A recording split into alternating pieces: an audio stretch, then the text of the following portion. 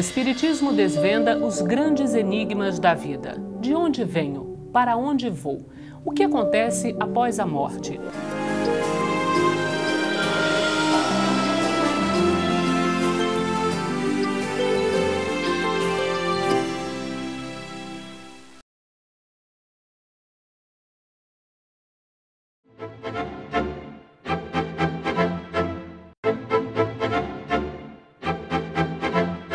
Estamos iniciando mais um programa Transição, a visão espírita para um novo tempo. Hoje, para nossa alegria, está conosco mais uma vez Divaldo Franco. Como está, Divaldo? Muito bem, graças a Deus. É sempre bom estarmos juntos, né, Divaldo? Com os nossos amigos de casa. Sem dúvida. Divaldo, tem acontecido muitos problemas, algumas catástrofes pelo Brasil afora e pelo mundo do modo geral. No seu livro, um dos mais recentes, Transição Planetária, você faz alguns comentários, algumas citações a respeito desses casos. Você poderia hoje expor para a gente acerca desse tema, por favor? Com muito prazer. Naturalmente, que todos temos interrogações. Por que acontecem tantas desgraças com pessoas boas? E aquelas que são generosas, muitas vezes, têm uma vida muito agradável. Por que existe tanta injustiça, tanta impunidade na Terra? Porque no relacionamento conjugal, os indivíduos, depois de passar o encantamento, começam a experimentar animosidade, perseguições e partem esses mais perversos e cruéis na busca do seu destino, deixando muitas vezes lesionados sentimentos familiares, da construção do lar ou da pessoa com quem conviveu em parceria afetiva e sexual. O Espiritismo vem explicar que existe uma lei no universo, a lei de causa e de efeito. Tudo aquilo que tem um efeito provém de uma causa equivalente. Quando esse efeito é inteligente, se ele é emocional, se ele me afeta, ele procede de uma causa que é idêntica. Então essa lei de causa e efeito proporciona a reencarnação. A reencarnação enseja a colocar os indivíduos que se comprometem à borda do abismo para os necessários resgates. No caso das perturbações humanas, dessas impunidades, tanto políticas, policiais, sociais, domésticas, de relacionamento, elas não ficam realmente olvidadas da lei, porque elas se inscrevem no perispírito daquele que pratica o mal. E mais cedo ou mais tarde, ele renasce, sob a injunção do resgate. Vemos, por exemplo, o indivíduo perverso que se compraz na crueldade, na pedofilia, no adultério, na prostituição, na corrupção dos costumes, no crime do colarinho branco. E eles triunfam sob o aplauso popular. E perguntamos, mas onde? Olhemos agora. Aqueles que nascem com a vida ceifada, aqueles que nascem sem o cérebro, aqueles que nascem com a acromegalia, aqueles outros que nascem com os transtornos mentais, aqueles que apresentam as terríveis deformidades físicas, os degenerados, chamados tecnicamente fenômenos teratológicos, que desde o berço trazem essas anormalidades congênitas. São eles aqueles cruéis, aqueles perversos, aqueles que não foram justiçados pelos códigos das leis humanas e não foram momentaneamente alcançados pelos códigos divinos. Agora renascem para pagar. Ninguém permanece impune, porque onde o indivíduo vai, também assim a sua consciência. E a consciência é o juiz, é o advogado, é o promotor, mas é também a testemunha. A testemunha severa que ele aponta o erro e que o faz recordar naquele desvario em que ele se encontra nos processos da paralisia, das paresias, das alucinações, da hebetação, nos momentos em que, em um período em que perde a consciência por um longo prazo, está encarcerado para poder expiar os males que praticaram. Também esses serão vítimas, ou seremos vítimas, das calamidades gerais, do grande momento de transição do planeta. Eles muitas vezes estão numa boa posição econômica e vem uma tragédia desta natureza, arrebatando-lhes as vidas queridas, às quais se vinculam profundamente tocados, ou levando-os a enfermidades muito graves, a transtornos terríveis de natureza psicológica, ou mesmo a ceifarem alguns órgãos, serem vítimas de acidentes que lhes despedaçam o corpo e colocam-nos no cárcere de uma matéria, numa prisão sem grades, para espiar. Mas a misericórdia divina também é amor. Não é somente justiça. A justiça alcança, mas o amor atenua. Porque a grande lei do universo é a lei de amor. Nós poderíamos passar pela grande transição sem a necessidade do sofrimento, se amássemos. Se amássemos de tal maneira que o nosso bem anulasse o mal que nós fizemos. Mas como o egoísmo ainda é para nós a grande centelha que parece avivar o nosso entusiasmo da combustão da vida, ele dominando-nos faz que erremos e reajustemos. Pequemos na palavra tradicional da teologia e voltemos a reabilitar-nos. Então nós vamos ver a grande transição como se opera, e Allan Kardec falou que um dia a Terra seria habitada por espíritos felizes, tanto encarnados como desencarnados.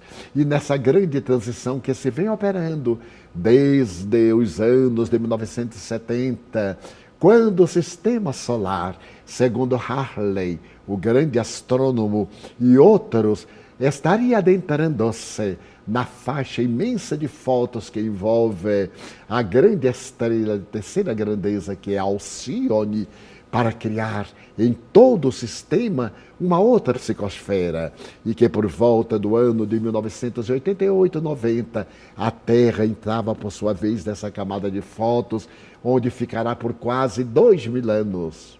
Abrindo parênteses, na vez anterior em que isso ocorreu, os indianos chamam o período das trevas, o período de Kali Yuga, o período dos grandes sofrimentos.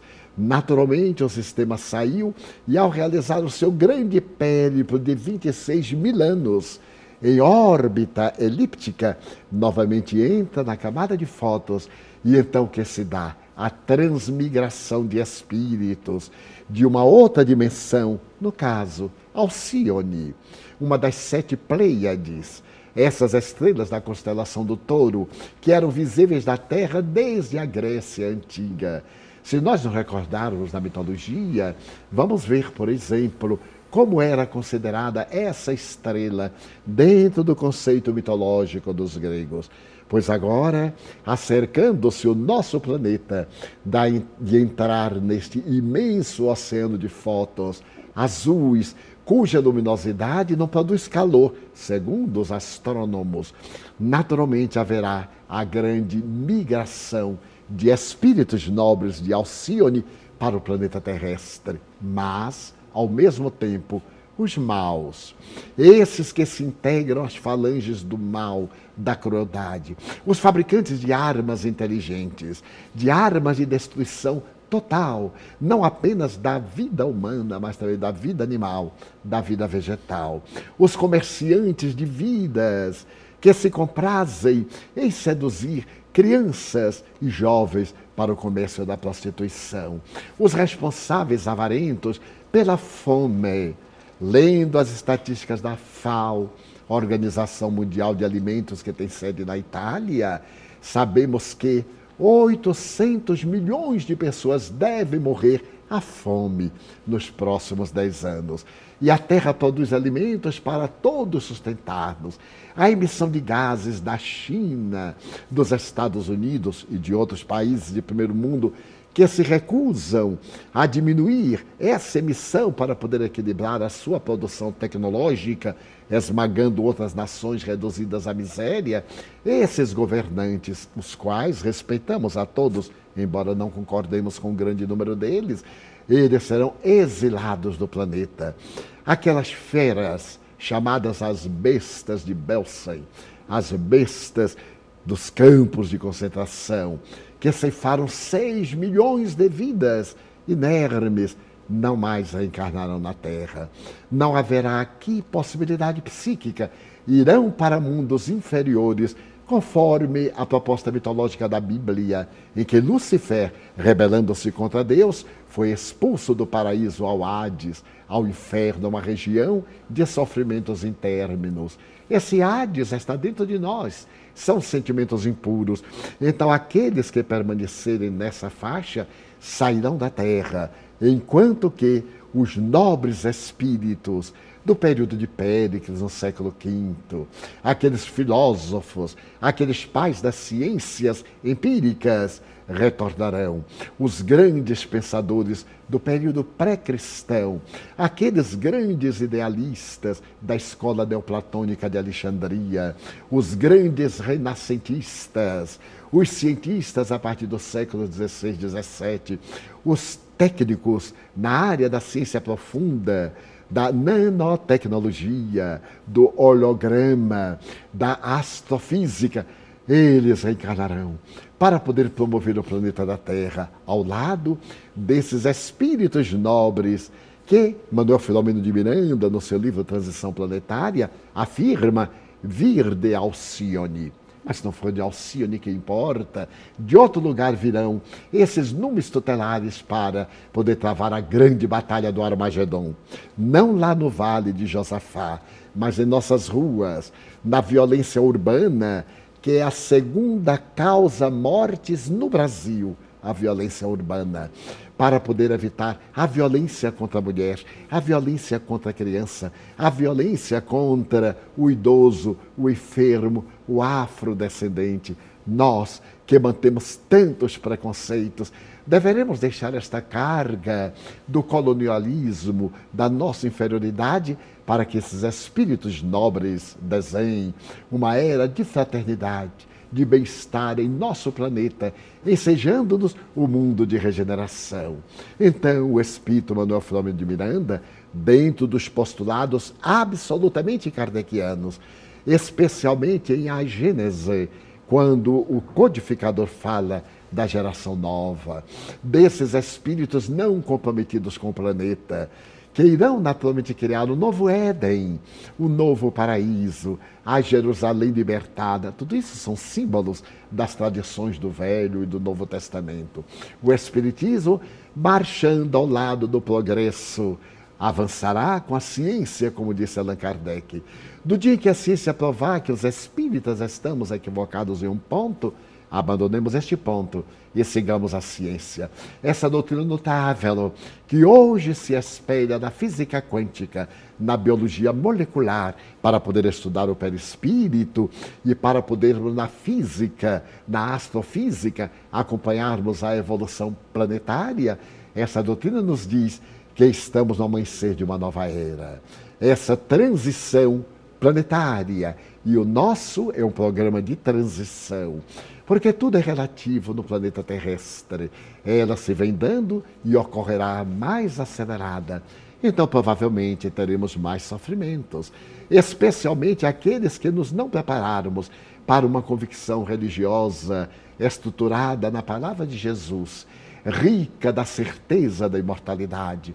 Quando o corpo tombar, o espírito prossegue na sua trajetória no rumo do infinito até alcançar o reino de Deus que está dentro do seu próprio coração. Divaldo, os nossos agradecimentos, esperamos contar com você em outras oportunidades. O nosso abraço e até o próximo Transição.